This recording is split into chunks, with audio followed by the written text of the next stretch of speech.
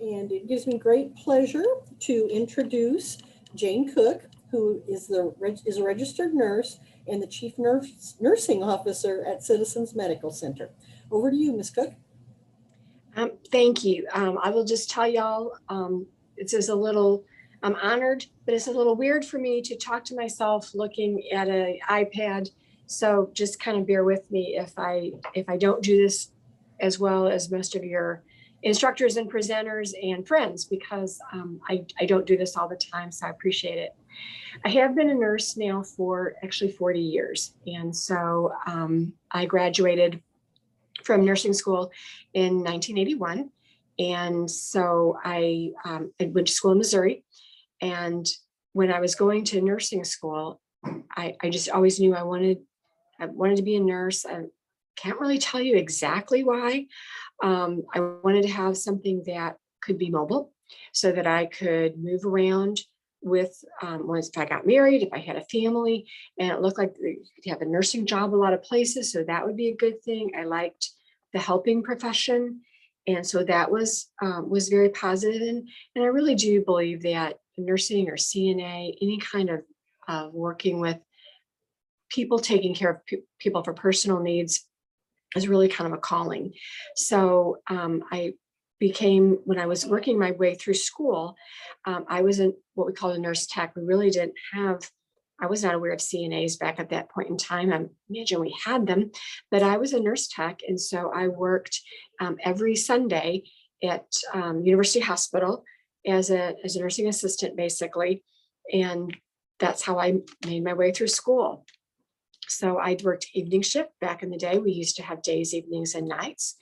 And I might do a double, but worked in order to basically pay my my living expenses and be able to get through. And then I was working as a nurse tech on the orthopedic floor. Really enjoyed that, and helping get patients get the mobility back, getting up and around, lots of moving from side to side. And that's where I ended up when I graduated from nursing school. And my at that point in time fiance had another semester to go. So I accepted a job as a registered nurse at that same hospital, enjoyed that for a lot. And although that marriage didn't last forever, my nursing career has. So went from working orthopedics and really enjoyed that. Like I say, we did a lot of total joints and a lot of back surgeries at that particular area. So I learned to speak more so that could be understood by patients. It's great to understand medically what's going on, but a lot of what you do as a CNA or as a nurse, or even at my level as a chief nursing officer now, is helping for people to make better decisions for themselves. And they've got to make their own decisions. You're not going to be there all the time to do things for them, but help make sure that they understand why their healthcare is important, and to be able to really build a rapport with them so that people will be honest with you about what they've got going on in their own health, and what's going to be reasonable and what's not. I don't know if you all have ever, most of y'all have been to the doctor at least once in your life, and I don't know whether you've ever lied to your doctor or nurse, but I have. Mine was not a huge lie. I have 3 children. 2 of them are in their 30s and one of them is in their 20s. So there was a 10-year gap between Mark and Beth. And when Ben and Mark were born, my boys, we put our babies to sleep on their bellies. And then by the time Beth was born, which is how we all do it now, is back to sleep. Well, she would wake up and cry a lot at night when I was trying to put her on her back. And so I'd pick her back up, swaddle her, love her, put her back down. She'd cry, pick her up, swaddle her, love her, slide her on her belly. And then she went to sleep. So we both got some sleep. Went to the pediatrician's office for my follow-up appointment at however many weeks or months it was. And he said, and so Beth is sleeping on her back, right? And I said, oh no, she's a belly girl. She really prefers to sleep on her belly. And he said, that is absolutely unacceptable. You cannot do that. She must sleep on her back. And I said, okay.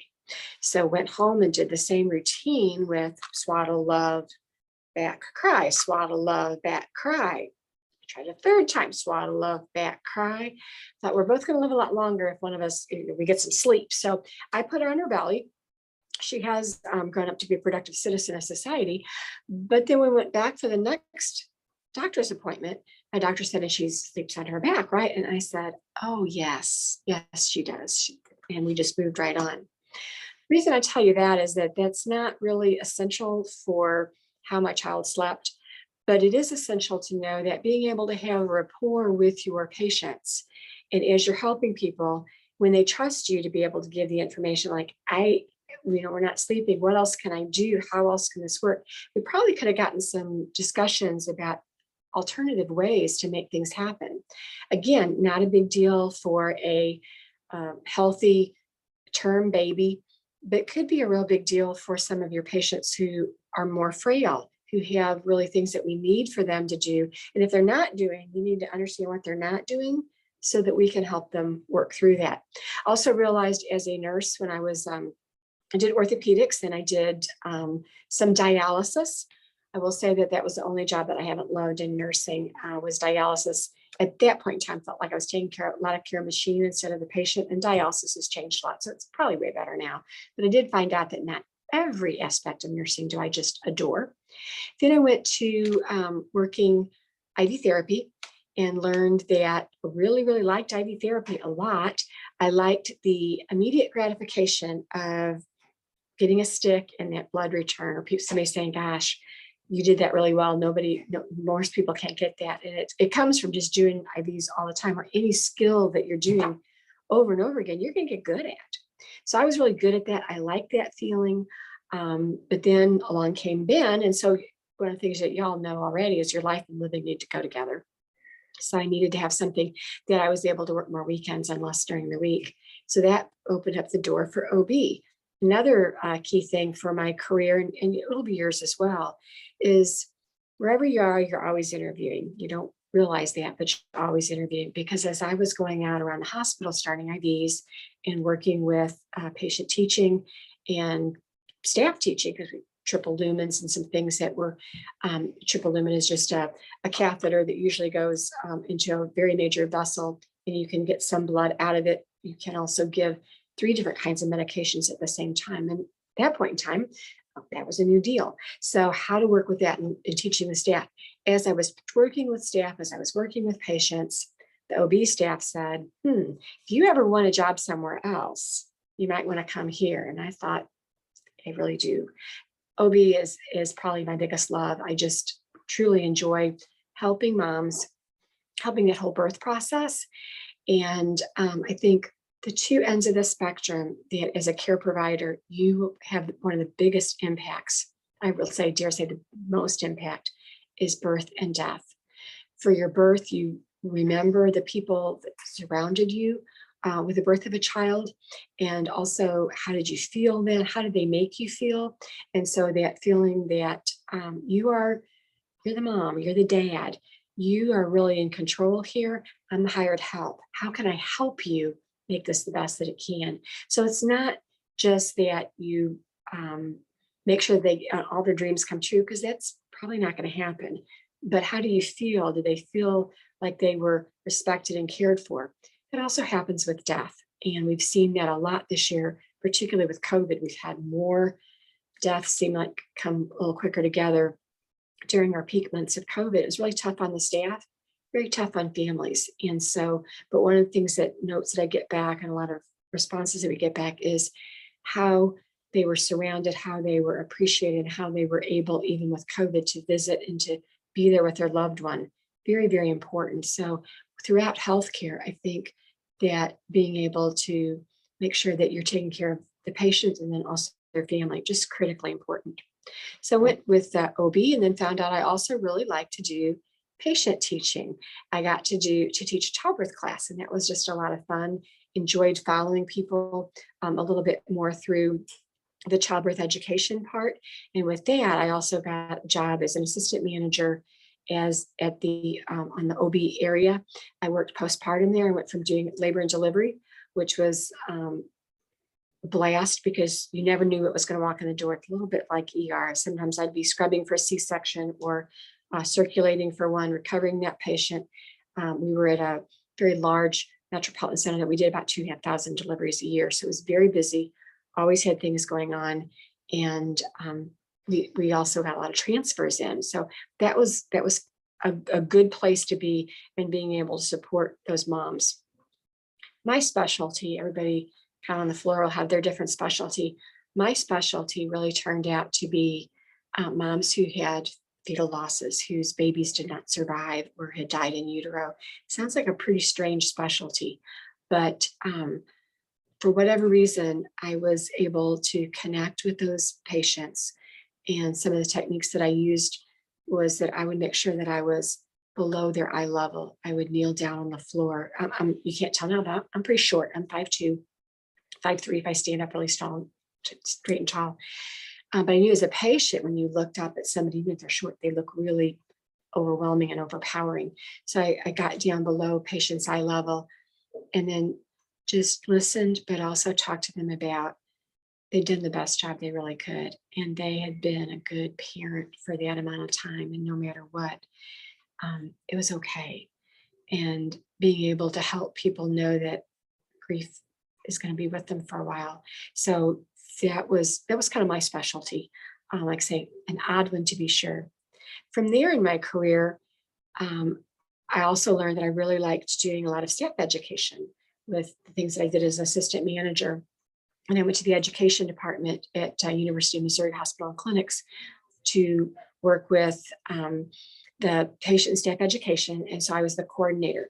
In that job, I learned a lot about helping people get things done and follow through when I was not directly responsible for them. I wasn't their boss. I didn't do their evaluations. I didn't give them pay raises. I didn't hire or fire them. But it was up to me to help influence how we could make sure that the decisions that we made were followed through on so that we had the best for patient care. So that was a definite, really big challenge. We also did a program with that with how to retain nurses. This will sound a little bit familiar, maybe, but we would hire like 100 new nurses in a year. And then by the end of the year, we only had 60 left. And we went, yeah, that happens a lot because, people move on, whatever. We thought maybe we could do better. So we started, we went in with a residency program where we had classes for new nurses. And that we later, good idea, not quite the right way to do it. That's one thing you'll learn in your careers as well, as sometimes the best laid plans aren't as, everything that you do to follow through may not work. And it's okay to say, we tried, these are the things we learned, and we don't have to do it that way forever. I went to a conference with that, was all with the chief nurses of different hospitals. So we had some joint sessions, and all the chief nursing staff was like, well, that's the stuff I'm good at. I like to do that. And staff development and helping bring up the best in people. So I then went back for my master's and got my master's degree, and which I did not get a raise then. I did not get a different job then, but it did open up later that I could become a chief nursing officer, which actually was a much bigger responsibility and has some more responsibilities. They've already has a larger pay scale that goes with it. Chief nursing officers, and it was one of the things that they asked me to maybe look at, is what's the pay rate on that? It can go anywhere from $100,000 to $300,000, and in very large communities where you have responsibility for many hospitals, $400,000. It would be for some chief nursing officers. That you won't see that in Victoria, but that is something that is possible with different nursing kinds of jobs at an executive level. I then became a chief nursing officer and went from Missouri to Kentucky. That was when, remember, I got those two boys. My middle son, Marky, went into the Navy, and there's no large bodies of water in Missouri, so we could pretty much go anywhere. At that point, Beth, my daughter, who's 10 years younger, was in third grade, so she was very mobile. So we went to Kentucky for my first chief nursing officer job. Really loved it there. as a chief nursing officer, you're responsible for the general flavor, if you will, the kind of the dynamics of your hospital and the way that care is given, the philosophy, and what do you value? And that tends to then go down, just like your instructor is going to have their personality, what's important to them, has a huge influence on your class. Not everything, but a big influence. Hopefully, as a chief nursing officer, I can help make where we're working like at Citizens to be a place that people want to come get care, but also that people want to come to work. And putting the pieces of that puzzle is always interesting. Been a lot through COVID, and we'll talk about that in just a second. With Kentucky, enjoyed that. It was not a great fit for my family. One of the things they say in Kentucky is if you're not from here, how long are you really going to stay? And one of the people at the hospital did make the observation, probably if we were nicer to people, they might stay longer. So I was happy. My daughter and husband, not so much. Beth came home from school one day and said, "Did you know we're never going to be from here?" I was like, "Oh, yeah, I've got that, honey." The other thing that then we moved to Allen, Texas, which is up north of Dallas. Very much enjoyed that. Learned to love Friday night football, and my daughter was in the band, so we got to be a lot of that. And my sweet husband said, "Oh, my wife will be happy to be the band nurse," and the band happened to have 700 kids in it. So on Friday nights, then I got to go do that and learn to enjoy that, although I wasn't too happy with them to start with. So that's another thing in your career. You might have somebody else volunteer you for things. It's okay to say yes or no to those. But in Allen, then the first day at school, Beth was, I think, in the 5th grade. And it just so happened that she was going to be the same class as my assistant son.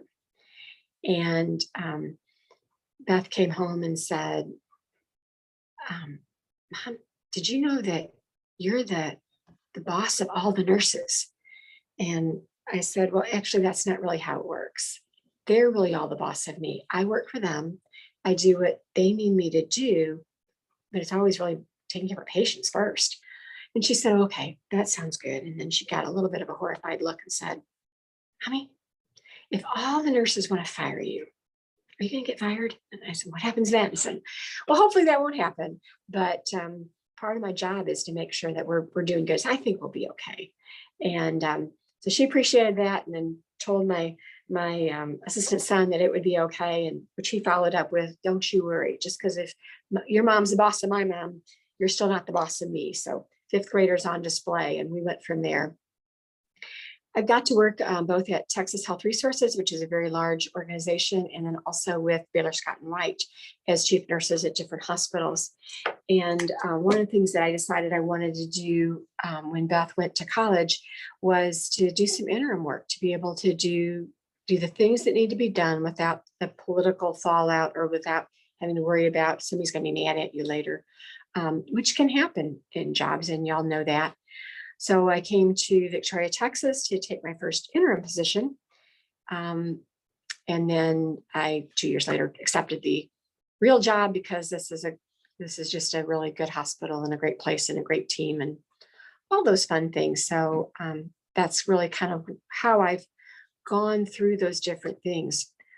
On a day-to-day basis now, I do try to make rounds at least 3 times a week so that I can see and talk to staff, make sure that they've got what they need. I also, on a somewhat, not certainly on a daily basis, but every couple of months I come in on nights and I have what I call night forums. We have cookies, get people there, but people can come and ask me anything they want, share anything they want. And that has worked out really well to connect with the night staff because, of course, nights we work 24/7. And when I went from floor to floor, it was more of a band thing, like what you talked to you about, where if they came to me, it seems like it's worked out a whole lot better. I know I've been talking kind of fast, talking a while. You can probably tell some things that I really like about my job is just enabling people to do a great job of taking care of people when we need it the most, when you're the most vulnerable. I'm very proud of the work that we do here at Citizens and Nursing altogether. Some of the things with COVID, I know this is an example, do something virtually, very different. We haven't been able to have as many visitors. Matter of fact, for quite a while, we were closed down to no visitors. And on our skilled unit, we still have now we can have essential caregivers, but we don't have a lot of people coming in and out. So that's been very different. Wearing masks has been very different. I didn't realize how many of us, somewhat me included, depends on a little bit of lip reading, especially if somebody has a different twang than I do, to be able to understand them. So that's been a lot more challenging. Without having visitors, without having families here, staff haven't been able to have the folks saying, hey, thanks a lot for taking care of my mom or my dad. And that's been, we missed that, to be able to have those family connections. We've done the COVID hubs, been huge, and took a lot of effort to put those together and to be there. I've been at work a lot more, especially when COVID was just spiking up. We didn't really know what to expect. Our first COVID positive patient we learned about on a Sunday morning.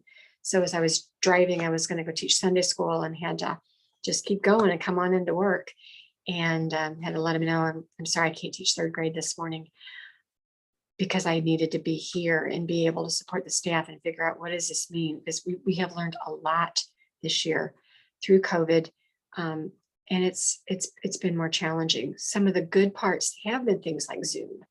And I Zoom with my boys live in Denver, and my daughter's down in the Valley going to medical school now. We Zoom every Monday night for about 45 minutes, something we would never have done before. And we have Zoomed a lot with our families and done FaceTime with families. So just having to connect in different ways.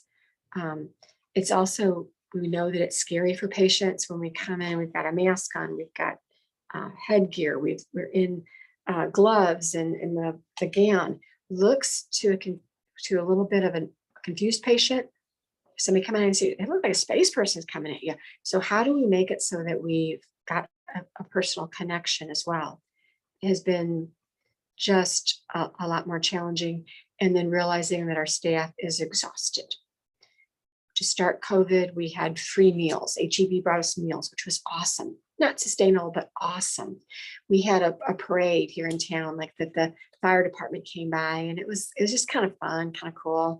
You remember when you had the heroes, and there's still a couple places they have the heroes work here. It was wonderful as far as the attention, although everybody's tired, it was really nice.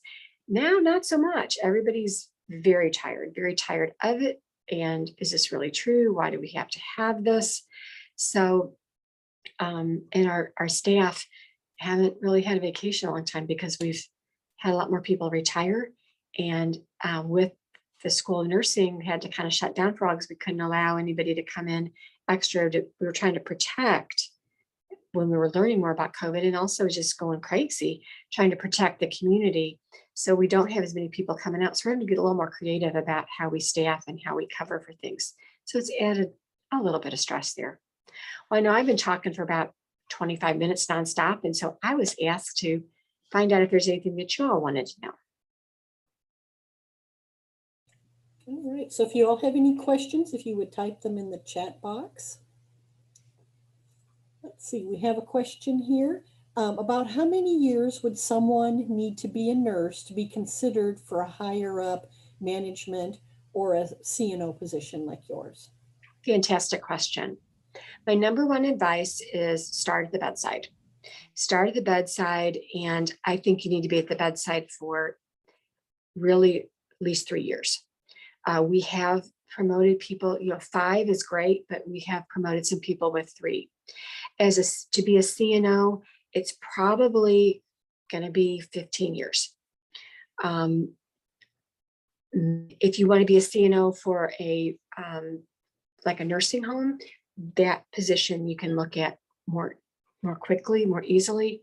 But there are a lot of soft skills that come with being a CNO, for basically, how do you tell somebody, please, you got to do your job without offending them or crushing them. So my job is to lift people up, but still, these are all the things that have to happen. And there's just some of the things that takes a while to get seasoned, not old, but seasoned. So I think to be a CNO, it's probably 12 to 15 years from where you are as a CNA would be a reasonable expectation. The certification that I've got to be a CNO, which is not, you don't have to have this, but I have, it's called NEA-BC, National Executive Administrator Board Certified. I actually took a class to prepare for it, and then went to Austin, sat for my boards, and then took a nationalized test that I'm board certified. And I maintain that by continuing to be a CNO and then having 75 units of continuing education every, I think it's 5 years. So not something is undoable, but I will tell you the time goes by pretty quickly. Great question. You talked about this a little bit, Ms. Cook, but this person would like to know a little bit more about how did experiencing a pandemic change nursing or hospital practices, the skills, the resource, the planning, etc. Again, changed a lot. For planning, we have to look at who can and can't work that COVID unit. Initially, well, you need to be able to wear an N95 mask, which is one of these duties right here. There's several kinds, but this is an N95 mask that it keeps more particles out than a regular, what I usually wear around the hospital. My regular, I have several masks, cloth masks that can go with whatever. But if you can't wear an N95 mask, because maybe your face is really heart-shaped or you have a reasonably flat nose or something anatomically, those people cannot work that area. We did exclude, initially, we excluded people that were 60 and above because initially we thought that the elderly population was going to be much more at risk and much more easily hospitalized. And now we're finding as things are evolving, that's really not as true. And we didn't have pregnant people working there because we just thought people would be upset about that. And now we have just recently changed that, looking at what are the CDC guidelines, what do we know? So one thing is you've got to be able to look at who can work different areas. We also looked at, with the pandemic, using the strike team. There's state agency nurses. We have never used agency, and I'm very proud wherever I've gone, we've tried to use our own staff and not agency. But we had to look at accepting resources and help because COVID patients also take a lot more care. It's harder to go from spot to spot because you've got to get all your garb on, and it's very hot. We also, one of the things that we had to do when we made a negative pressure wing, we actually made a negative pressure floor. We did not have enough negative pressure rooms. Negative pressure is what's with airborne, like tuberculosis is an airborne virus, and so is COVID. So you need to be able to take it so that the air is sucked out rather than sucking, just normally flowing, so that it helps clean the air a lot faster and keeps people safer. We had to construct a COVID floor on 3 South, and that took some engineering. We had to work with our engineers and how can we do that. And then we did part of 2 South, which we've since turned back, and we were able to make more rooms like that in one of the ICUs, and we converted the entire second ICU to being negative pressure. We learned that we started the first couple of days of having nurses that were just working in that area, had nurses getting sick to their stomach because they were so hot and they were dehydrated because of, we ran out of PPE that was very breathable, and we had more plastic. So you imagine wearing plastic all day, it's awful. So we had to make sure, okay, we're sending Gatorade, we're sending water up. So how do you just even make sure that the physical needs of the nurses are cared for, and then making sure that the patients had enough interaction, because the hum of the generators to make the negative pressure was kind of loud. So that has changed things. Looking at who we attract and how we attract them.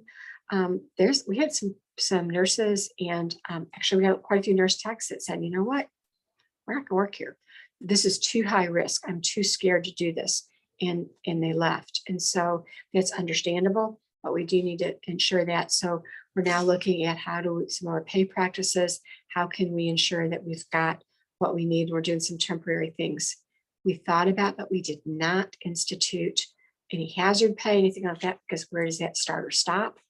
And I'm very proud that we did not, unlike some of the other areas we saw, like Stomping on Bears, Scott and White had to lay off a lot of employees. We did not do that here. So trying to make sure that we've got the right balance, especially in my position, I've got to look at the finances. So how we can do things that are both safe and sustainable and acceptable to the staff. Does that answer that question? It's very, very well. Here's another question. How easy is it for someone who is a CNA or an RN to switch to different units, departments, facilities for employment? Do a great job where you are. You'll have no trouble at all. Be a what I call a toadstool. If you are talking smack about your coworkers, if you're talking bad about your boss, not so easy. I like I say, I kind of got recruited. I want you, in most really good organizations, they're going to want you to be where you're happy. I don't really expect you to stay somewhere forever and ever and ever. So one of the questions that I ask in an interview is I will ask to tell me about your best boss and what'd you like about them. That tells me a lot of things. That tells me what do you value and what kinds of things you had. If I've got somebody that comes in and talks that, the instructors were bad, they were mean, they didn't do this, they never listened. I didn't like these last three bosses, they were all awful. I'm pretty sure you're talking that way about me too. And so I look for people that have a good attitude. There are so many different aspects of nursing.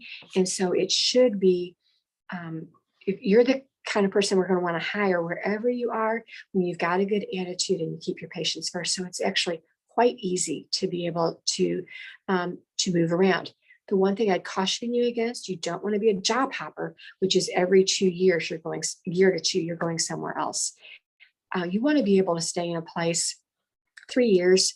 You don't have to stay everywhere for 3 years, but you do want to be able to stay and establish yourself, especially that first nursing job or two. Your first nursing job, it's common to move less time than that, but within your first few jobs, I'd stay one place for a while. But if you're changing within departments in the same hospital, that is seen as you were recruited. That's a good thing. Could you describe for us a typical day? And I'm sure, every day is very different in a hospital, but a typical day for a CNA at a hospital setting like Citizens? Sure. Yeah, as a CNA, you're going to come in, you're going to get report from the CNA that's going off and from the nurses. Basically, you're going to go meet all of your patients. And what we like to try to do is go into as many rooms as possible.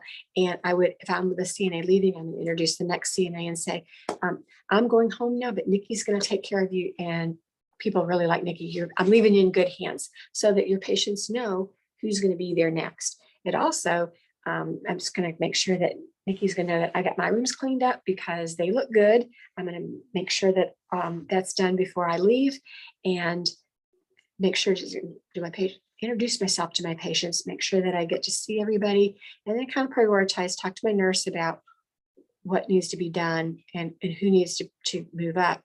I'm going to probably help feed a couple patients, definitely help with some baths. I'm going to be able to help walk patients and basically do a lot of the hands-on personal care. I always honestly liked giving baths and making beds because it stayed done for a little while. So that was always a good thing.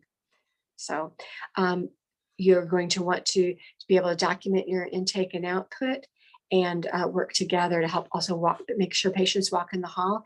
And we also do what we call hourly rounds, where you just check in with patients and let them know that you're there to see if they need anything. What can you do for them now?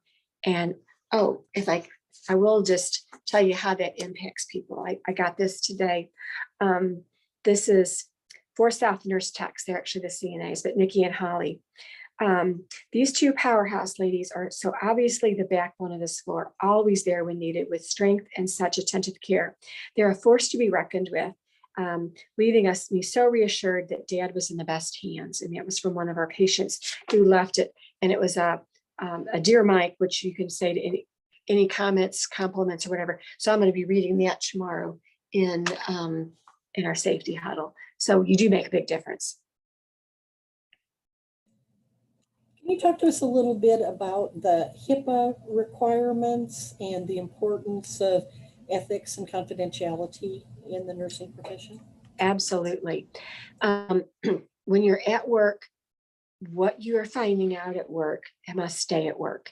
If you've got somebody that is a VIP or it's just an interesting case, that all stays at work. Have been people that have been lost their nursing license, and I'm sure you could lose your CNA license also for posting things on social media. We actually had to let somebody go because it was darling, but they did a TikTok and about all, this is their day, and they had the background didn't have patient name on there, but it had a citizen's whiteboard. Somebody again in Missouri saw it and contacted our marketing person and said, I think you got a problem. So we have to be able to instill confidence that anything that happens here stays here. You do not, if I know that somebody is here, I can't go home and tell my husband that's what they're here for. Now, if anything that you need to know, you probably need to know what their allergies are. You need to know what diet they're on. You need to know why they're here. And you need to know if there's any interesting family dynamics. So there's information, very personal information that you're going to have because you're in a hospital, that this is like the old Vegas commercials. What happens in the hospital stays in the hospital. You just really have to be careful with that.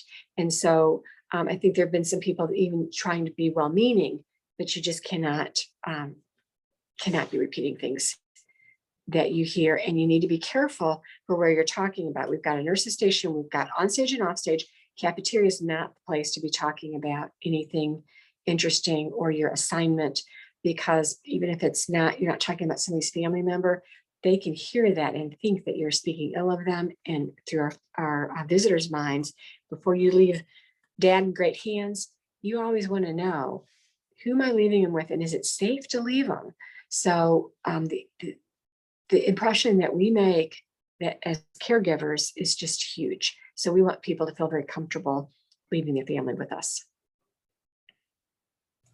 Okay, any other questions from the audience? Don't hesitate to type them in the chat. Let's see, not a question, but I did work for L&D at CMC for 7 years and left this past August. You were a wonderful leader. Thank you for all you do. Thank you. That made my day. Thank you. And lots of great info. Thank you for your time. I do have one other question. I was curious if Citizens offers opportunities for CNAs in training, either through the schools or the college or whatever group, to come in and shadow, or if they do hands-on practicums. That's a Kathy question, because I'm just not all that familiar with the whole world. We would love to have that. The one thing for CNA, in order for you to get clinical credit, it has to be through a nursing home, because those are the state rules.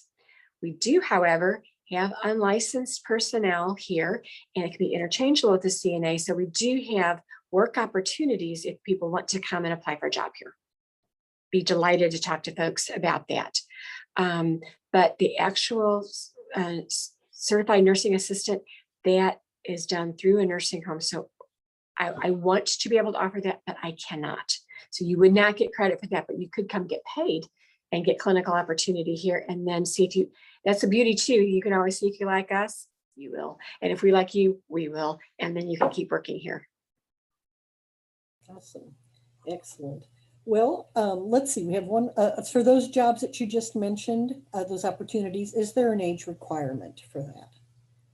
You need to be 18 to work in the hospital. Okay, well, great. Any other questions, studio audience? And again, I just echo the thanks, Mrs. Cook. This was just fascinating. So we appreciate you taking your time. I'm very, very glad to be able to do this at all. So I appreciate it. Maybe someday I'll get to meet you more face to face, but hopefully I did okay. I'll be able to report to my children that wasn't awful, I hope, with doing Zoom. So thank you. You did really great. They should be very proud of their mom. And I will pass my thanks along to Wendy and others at the hospital too for. And however we can help, because we do have the, just like we've got to take great care of patients, I want to take great care of the folks that are coming up through the ranks, because we need you. Good. It's a great and wonderful profession. It truly is. And the older I get, the more and more important you all are to me. So Indeed. So again, thank you, Ms. Cook. And I also You got it. want to thank the folks out there in the cyber audience. And hopefully we will see you all again when we hear from our next presenter on Thursday. So everyone take care, study hard, enjoy, and we will see you soon. Bye now. Thank you.